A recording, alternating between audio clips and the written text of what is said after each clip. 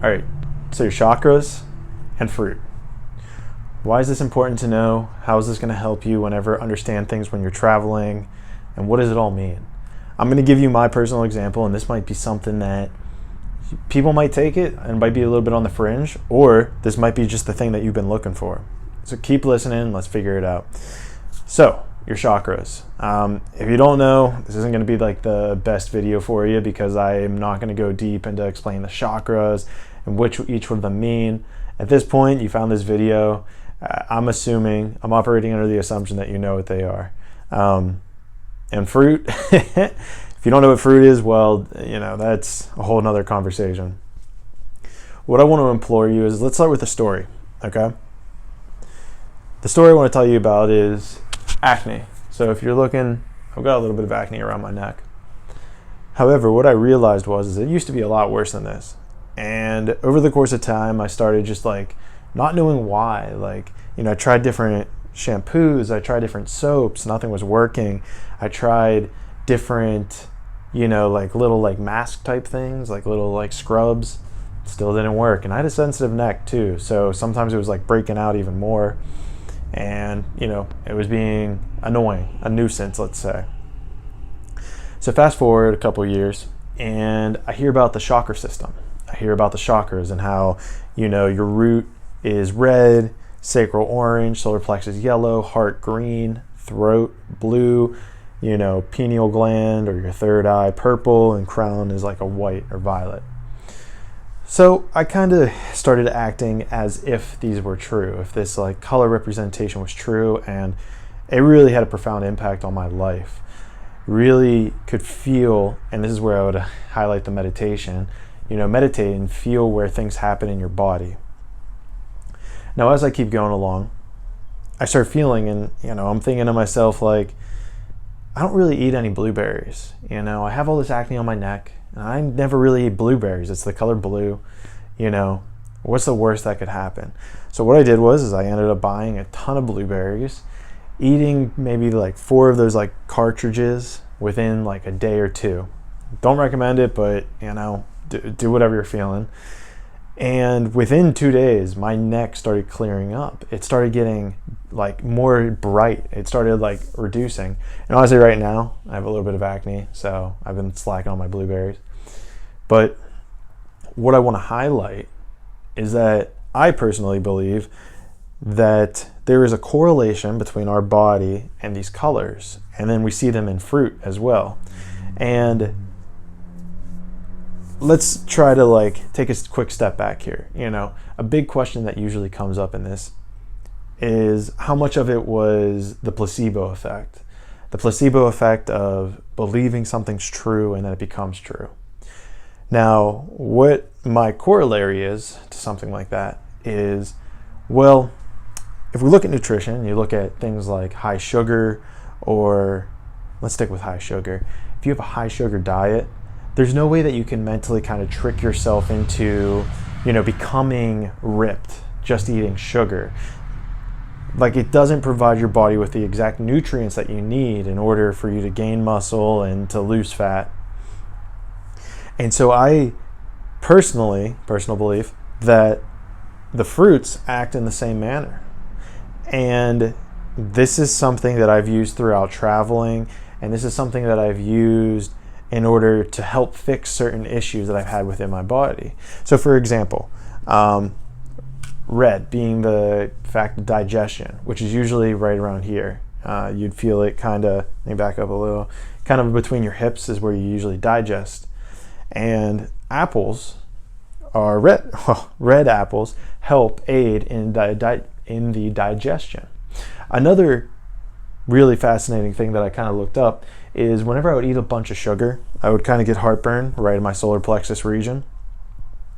And to counterbalance that, I would eat a ton of bananas. I'm telling you, 6, 7, 8 bananas. And I kid you not, I swear on my unborn kids that whenever I would eat bananas, it would heal my solar plexus. It would heal my, what are we calling it? The solar plexus. It would heal my acid, that acid reflux or heartburn. And come to find out, I was like, okay, this is me mentally, like I'm in the chakra fruit world of it all. And so I actually went online and I searched like, bananas and heartburn. And what I found is that the pH level in bananas is actually like is alkaline or something like that. I'm not gonna get to the science of it because that's not my specialty. It actually counterbalances whenever you have too much of an acidic solar plexus. So this stuff is scientifically backed up. Now, that was really the only one that I did any research into. The other ones I was just kind of like threw my hands up and I was like, this is it, this is real. I then haven't really like looked into blueberries, but I assume that there's something with the nutrients, and if you do your own Google research, I bet there's something with like the thyroids or something with your neck region that the nutrients then are able to transport it kind of up. The next stage of kind of this whole thought process, if we look at it from an evolutionary standpoint, there's a beautiful documentary on Netflix, or I guess it's a kind of a documentary. It's called Life in Color. And what it does is it kind of goes through all these different animals, from bats to, well, bats are blind. I don't think it talks about bats, but insects and some other sort of creatures, let's say, and how they see the world around them. Some of them use like UV lighting. They use essentially different parts of the color spectrum in order to see the world around them, which I think is absolutely fascinating because we as human beings only really see a handful of colors. We only see a small fraction of the entire light spectrum. And lo and behold, it's, everything from the color red to, red, orange, yellow, green, blue, purple. And therefore we have now this assumption, we have this diagram that we've placed within our body of creating this chakra system where it aligns with all these things. All I know for sure is that if you act as if these things are real, crazy stuff happens. Digestion or creativity. And you can do research on these things. Like, honestly, when I try to get creative, I'll eat some more oranges because it's like, has to do with creativity, creation, sexual energy, stuff like that. And, if I'm being honest, I can't give you all the information on this. I am just giving you what I know for sure, what I've done with my life. And, the added component to this is that when you're traveling, you can find every fruit in every country, which I think is crazy. Like the colors are available from red to purple of fruits in every country. Some countries have different fruits.